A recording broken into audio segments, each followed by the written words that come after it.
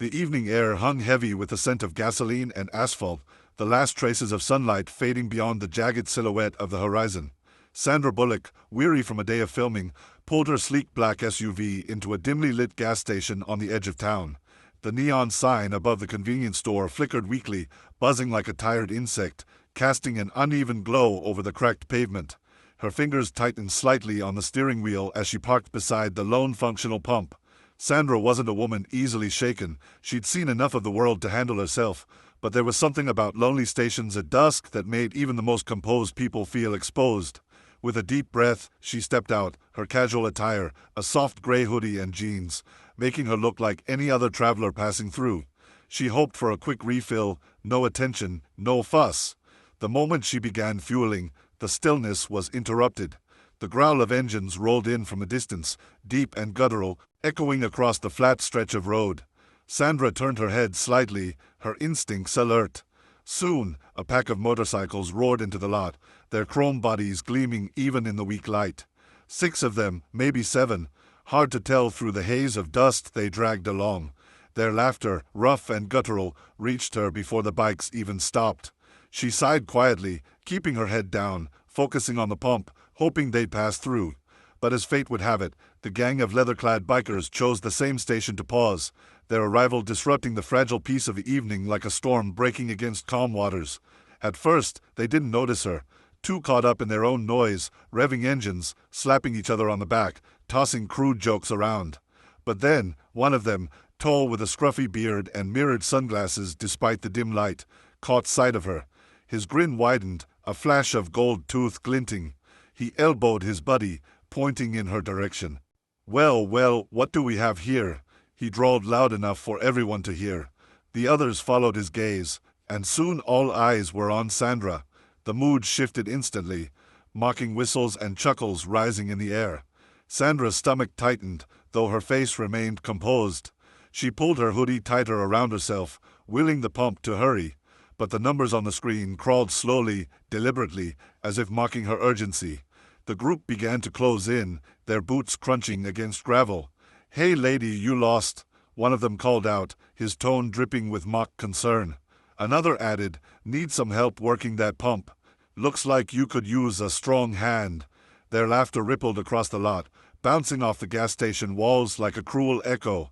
Sandra kept her eyes down, her pulse quickening. She wasn't defenseless. Her sharp wit and courage had carried her through tougher moments, but she knew the danger of engaging. Sometimes silence was safer.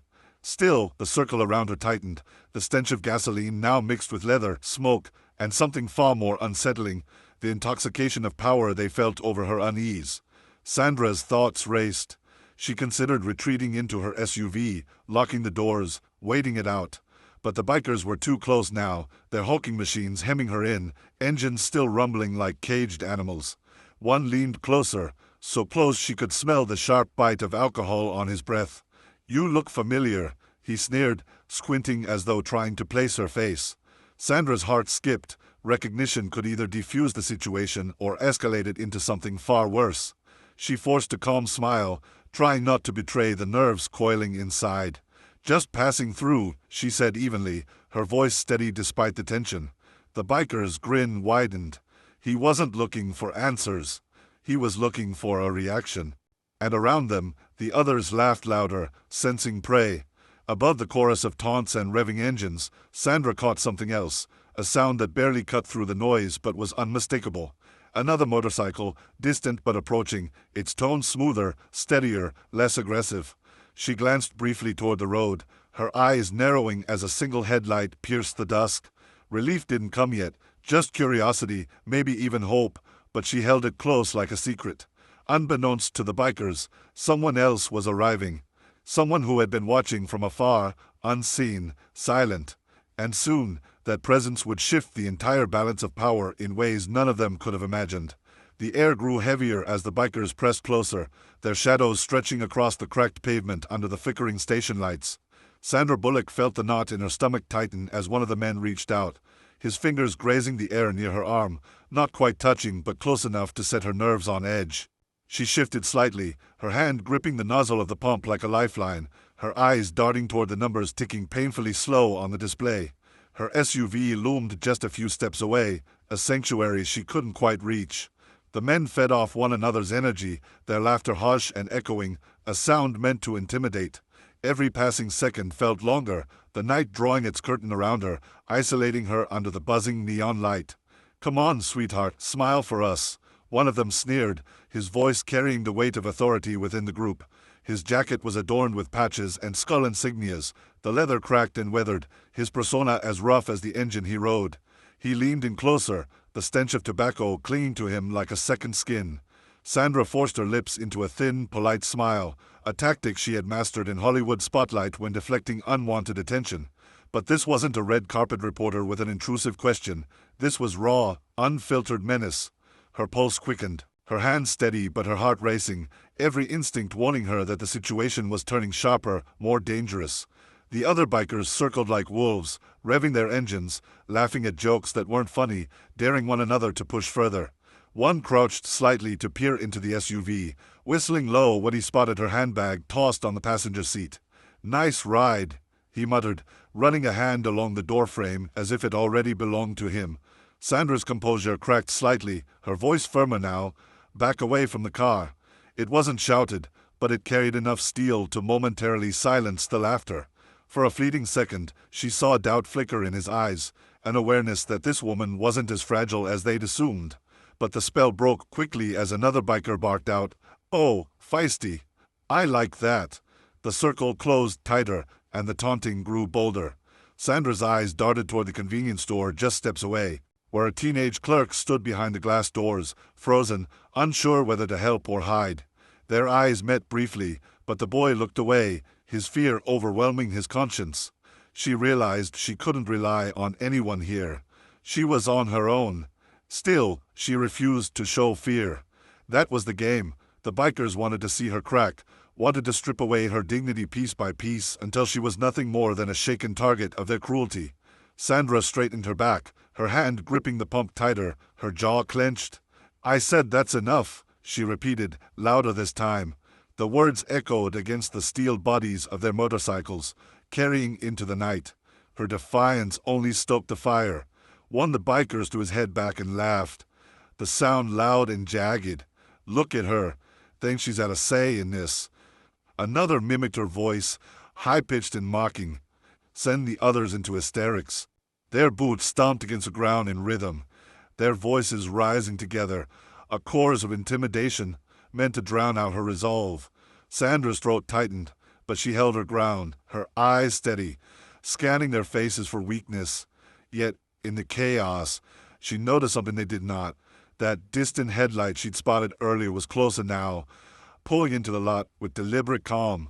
The hum of the approaching motorcycle threaded through their noise, subtle but unmistakable, like the opening note of song about to change the rhythm of the night. As the bikers continued to jeer, Sandra's heart clung to that sound. The hope of disruption, a balance shifting in her favor. She didn't yet know who it was or what they intended, but the energy of the lot was already changing, like the air before a storm. The men hadn't noticed yet, their backs turned, their arrogance blinding them. Sandra inhaled deeply, grounding herself, her eyes flicking once more toward the single headlight that cut through the shadows. Relief hadn't come yet, but anticipation bloomed. Unbeknownst to the bikers, their reign over this small stage was seconds from collapse. The low rumble of the approaching motorcycle grew clearer, cutting through the bikers' jeers and laughter like a thread of steel weaving into chaos. Sandra Bullock's gaze remained fixed on the glow of the single headlight, a subtle reassurance that someone was coming. The pack hadn't noticed yet, too caught up in a performance of dominance, their bravado echoing against the walls of the lonely gas station. But as the motorcycle rolled into the lot, its engine purring with steady confidence rather than thunderous aggression, the energy shifted. It wasn't the sound of gang adding to their numbers. It was a sound of one man arriving with intent, quiet but commanding. The rider slowed as he neared the pumps, his presence immediately distinct.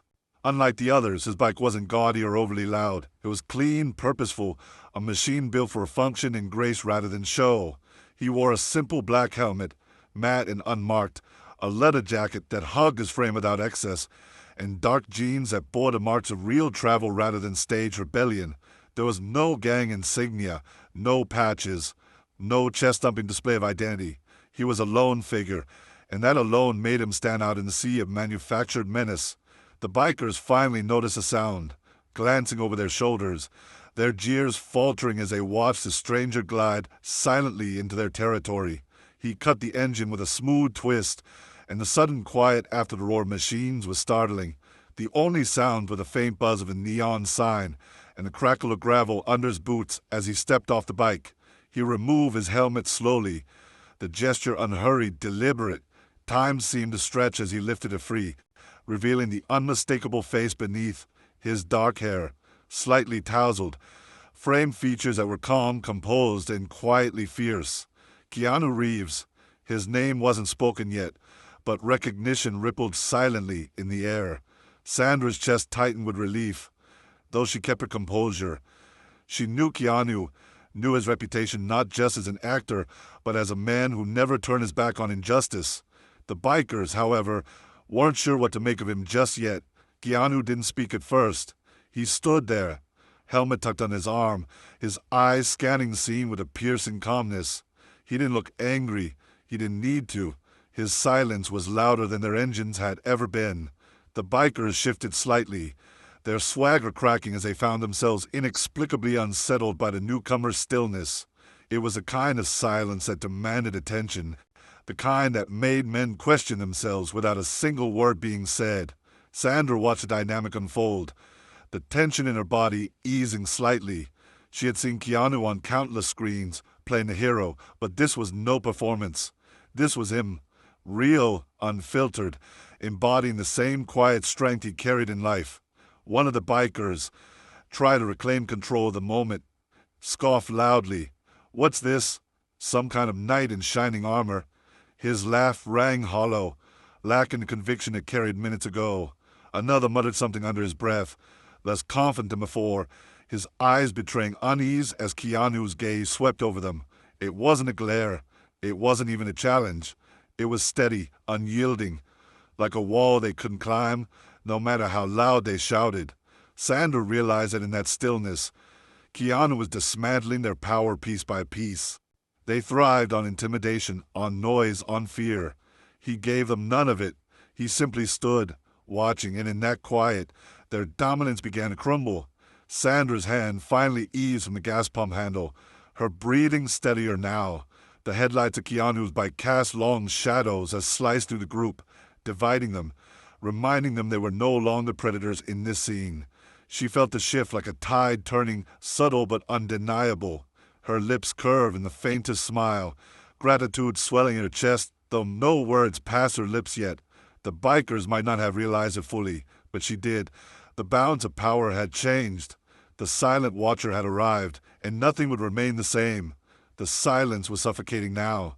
Keanu stood still, his presence heavier than the smell of gasoline in the air, his eyes calm but unflinching as they swept across the gang.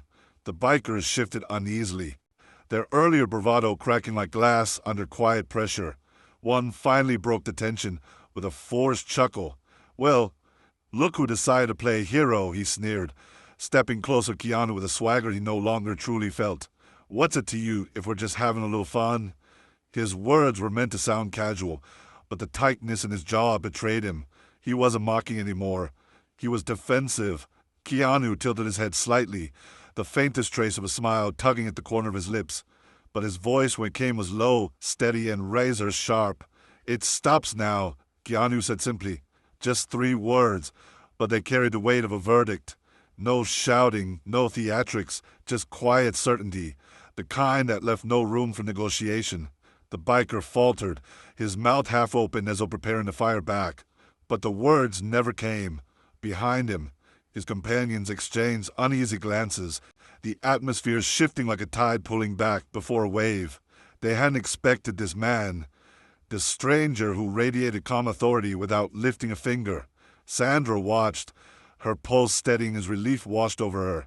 She had known Keanu long enough to recognize this side of him. Not the Hollywood star, not the man adored by millions, but the human being who believed in dignity, in stepping up when others turned away. One of the bikers, braver, or perhaps more foolish than the rest, tried to push back. He spat on the ground, his boots crunching against the gravel as he squared his shoulders. "And who the hell are you supposed to be?" His tone was biting, but his eyes betrayed the question's true intent. It wasn't curiosity. It was fear cloaked in bravado. Keanu's gaze held steady, his silence stretching longer than the man expected. Then, almost casually, Keanu set his helmet down on the seat of his motorcycle and took a slow step forward. The neon light flickered overhead, catching the sharp lines of his face, revealing what the bikers had missed in the shadows. Recognition struck like lightning. You're Keanu Reeves," one of them muttered, his voice suddenly stripped of its mockery. The words rippled through the group, sinking into their bravado like stones into water. The realization was a double-edged blade. This wasn't just some man standing against them. It was someone whose reputation preceded him, someone known for humility but also for the relentless intensity of every role he had ever embodied. They had mocked and harassed in the dark, never expecting their audience to be someone the world admired for his strength, kindness, and unshakable integrity. The laughter died instantly. Sandra caught the subtle smirk on Keanu's face, not of arrogance but of quiet irony. He hadn't needed to say his name. They had said it for him. Keanu's voice came again, firm and unwavering. "You've had your fun. Now leave her alone." There was no threat in his tone, no raised voice. It was the kind of command that worked because it didn't need volume, it needed only truth. The bikers looked at one another, uncertainty spreading like fire through dry grass. One of them muttered, "We didn't mean nothin'." Another shifted uncomfortably, his eyes dropping to the ground. Sandra, still clutching her hoodie tightly, felt the invisible chains of fear lift from her shoulders. For the first time since they arrived, the gang looked smaller, diminished, like schoolyard bullies caught in the act. The leader tried to salvage his pride, forcing a grin that didn't reach his eyes. "We were just playing around, man. No harm done." But his voice wavered, and the power dynamic was no longer his to control. Keanu didn't move closer, didn't raise a fist, didn't even scowl. He just stood there, radiating the quiet strength of a man who didn't need to prove himself. Sandra knew the fight was over before it had even begun. The big reveal wasn't just his identity, it was the raw reminder that true strength doesn't roar. It whispers, it steadies, it protects. And in that moment, the bikers realized they were no longer the predators in this story. They were the cautionary tale. The gas station felt like a stage stripped bare. The neon sign still buzzed overhead, but its flickering glow no longer illuminated a scene of menace. Instead, it cast the bikers in a light that revealed what they truly were, exposed, rattled, and scrambling to reclaim their dignity. Their laughter was gone, their swagger evaporated into the night air, replaced by shifting feet and nervous glances. One of them muttered something inaudible, a half-hearted attempt at humor, but the words fell flat against the silence Keanu Reeves had built around them. Sandra watched as their shoulders slumped, the confidence that had once filled the lot draining from them like air from a punctured tire. The leader, the one with a skull-patched jacket, looked from Keanu to Sandra, then back again. His jaw tightened, his pride fighting a battle his spirit had already lost. "We didn't mean no disrespect," he said at last, his voice stripped of the bravado it once carried. The others nodded quickly, too eagerly, their eyes avoiding Sandra's. Instant regret radiated off them, thick and tangible, the weight of shame heavier than any punch Keanu could have thrown. They had wanted to play predators, to corner a woman who stood alone in the night.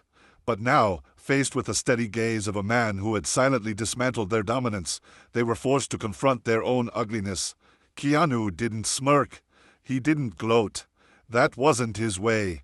He simply let the silence linger, his expression calm, his body still. Then, with quiet finality, he said, "Go." It wasn't shouted, but it reverberated through the night like a command written into stone. The bikers hesitated for a fraction of a second before the leader jerked his chin toward their bikes.